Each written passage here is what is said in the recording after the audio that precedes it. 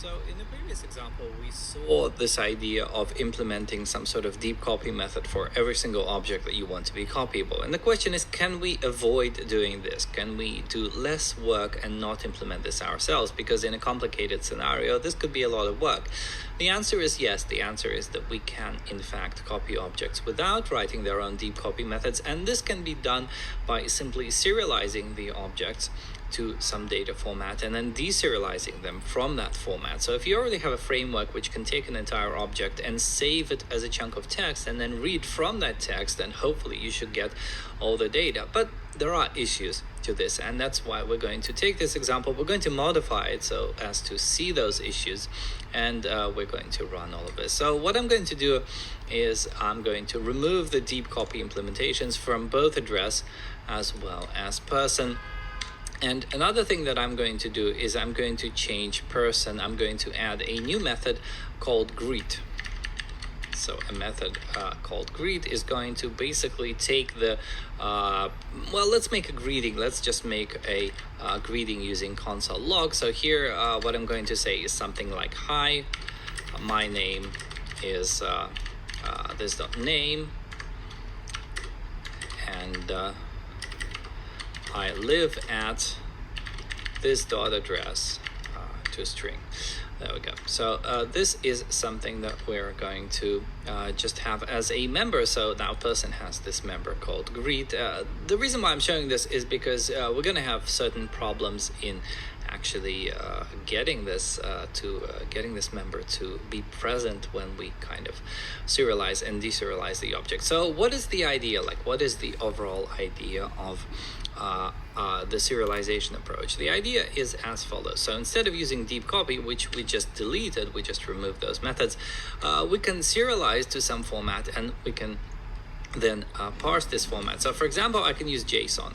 So I can say JSON.stringify, so I can turn John into a string, and then what I can do is I can say JSON.parse.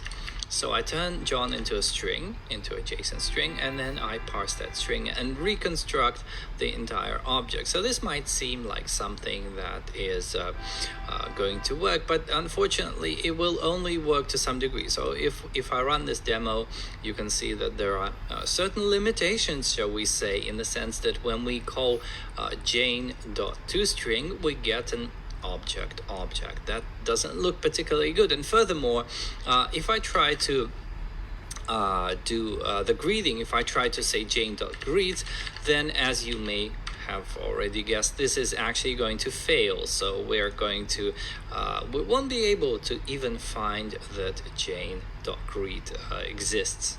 And the reason for that, of course, is when you JSON.parse something, you basically have just a data structure that has no relation to the class person whatsoever. It's just a dictionary of different values, and this dictionary does not have greet, and its default toString implementation is, of course, one that just shows you object, which doesn't really help much either. But this causes an error because greet quite simply isn't there. So what we need to do is we need to build some sort of serializer that is aware of the types that we are turning those strings into. So we want a dedicated object which actually serializes and deserializes objects. And this is the complicated part of this entire prototype implementation, because we're going to be writing a lot of code. We're going to be writing code that is aware of the types that you're serializing and deserializing. But we have to do this, so let's do this. We're going to have a class called Serializer. So a serializer is going to be aware of the types that it supports. So it's going to have a constructor where you specify the types that can be serialized and deserialized. Once again, just like in the deep copy example, this puts certain limitations on the whole model, because you have to basically be aware of the types that you do have to serialize. So in this case, you know that person and address are the types that need to be serializable. So we store the types here inside the class. This dot types equals types, and subsequently what we need to do is we need to make sure that the information about the types somehow gets preserved when you actually clone the object. So how do you clone the object? How do you make a deep copy of the object? So let's make a method for that. So this method is going to serialize the object and deserialize it. Now, before we do this, there is something that we need to do. When you serialize an object into JSON, no part of that JSON contains information about what type this object was. So what we can do is we can mark those objects with additional information specifying the types of those objects that are actually being serialized or deserialized. So we're going to have a separate method called markRecursive. So markRecursive takes an object and it basically goes through the entire object in a recursive fashion. It tries to find the types inside this types corresponding to the different parts of the object, and if it finds those types, then it adds them as just additional data of that object. So first of all, we have to find the index of the object for this particular type. So this particular object has a type, so I say let idx equals this dot types dot find index, where for a given type t, what we need to do is we need to compare the name of t with the name of the constructor of the object we're looking at.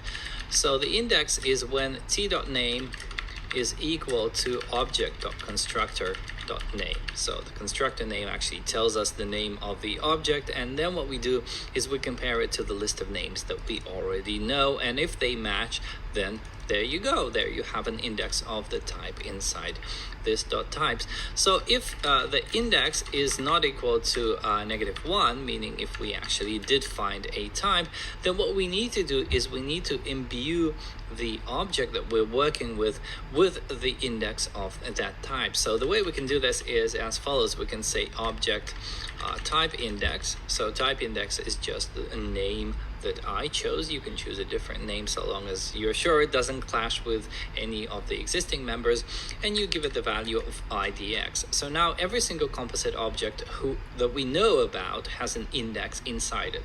But of course we have to do this recursively. So we go through every key inside the object, and if the object has its own property with the key, what we do is we call this method recursively. So we say this.markRecursive, and we provide object at key.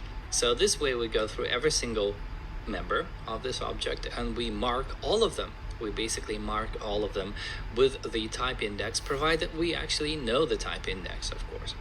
Okay, so this is how you sort of mark all the objects recursively, and that's the first operation that you do when you actually clone the object. So you say this.markRecursive, and you provide the object in here.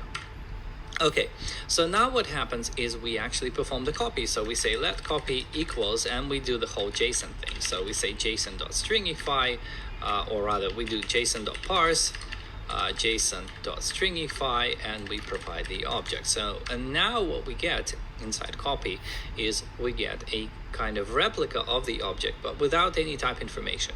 Unfortunately, this, just like in the example that I've shown when we had all those type errors and whatever, we just get raw data. We don't get an association between the type and its members. So how can we reconstruct the whole thing? Well, in actual fact, we can reconstruct it, and this is done using yet another method, which is going to be called reconstruct recursive. I'm adding recursive there just so that you can clearly understand that this is a recursive operation that goes through every single member. So how does reconstruct recursive work? So you take an object, and so the first thing we need to do is we need to check whether this object has a type index. Remember, we gave every single known type, every single object of a known type, we gave it a type index so that we know what type it is. So here we say if object has own property of type index, well, then this is something that we can work with. So what do we need to do? Well, first of all, we need to get the associated type. Let type equals this.types at object.type index. There we go. So we get the associated type, and now what we can do is we can make an instance of that type. So let obj equals new type.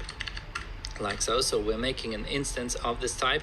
What we need to do then is we need to make sure that every single property of that object actually gets assigned to what we got from the original object. So every single property of object has to be written into obj, but remember, this has to be a recursive reconstructive operation, because if obj has an address, if it's a person and it has an address, the address also has to be reconstructed using this same method. So what we do here is we go through every single key. So for let key in object, and we do the following. We check that the object has a property for this, because, well, we might get a mismatch or something. So if object has own property of with a name key, and object at key is not equal to null, just an extra kind of safety check, because if the actual object doesn't has this value of null, then that's not something we can perform recursion on. So that's just a limitation in my approach. So if that all succeeds, we take the object and we say, well, object at key is going to be a reconstructed copy of the original. This dot reconstruct recursive object at key. So what's happening here is for every single member, we assign that member to the instantiated object, which has type information, but we do it in a way that also reconstructs the sub-elements recursively, so we don't miss anything out. So now that all of this is done, what we can do is we can actually delete the type index, because we no longer need it, because the type index is irrelevant, and we return the reconstructed object. Of course, this only happens if you had a type index to begin with. Otherwise, you just return the original object, because there is nothing for us to do. So this completes the implementation of clone, and what we can now do is we can use the serializer and actually perform the appropriate changes. So let s equals new serializer, where we have to specify the supported types, which are person and address, like so. Once again, this is a pain point, because you have to know what types are involved in the serialization. And here you say s.clone John. As.clone John, we can now uncomment Jane.greet, and everything should work correctly. So as I run here, well, let's see what's going on. I made a small mistake, but let's just do this again. Index is not defined. Let's see, it's actually IDX. It's fun fixing those errors at real time. So here is the final result. So as you can see, everything is functioning just as it should, in the sense that not only are we making a copy of the data, but we're actually reconstructing the type information as well. And that is what my handmade serializer is all about. So this approach is a bit more robust, because you're never going to forget to implement some interface member, some deep copy of some composite object. But on the other hand, you can forget to include it in the list of types that are passed into the constructor of the serializer. So in a way, the problem hasn't really gone away. It just got moved from one location to another. But certainly this way you don't have to mess about with implementing your own methods like deep copy, for example. They are no longer required, because you can just take the serializer and you can just start using it straight away. So having this type list is the only limitation that we have in this approach. Apart from that, it's perfect. It works just fine.